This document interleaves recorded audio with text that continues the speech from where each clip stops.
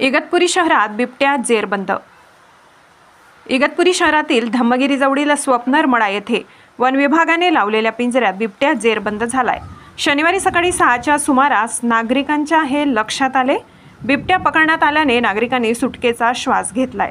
या परिसरात बिबट वन्य प्राण्यांचा दिवसा व रात्री मोठ्या प्रमाणात वावर असल्याने नागरिकांच्या वारंवार तक्रारी वन विभागाकडे प्राप्त झाल्या होत्या।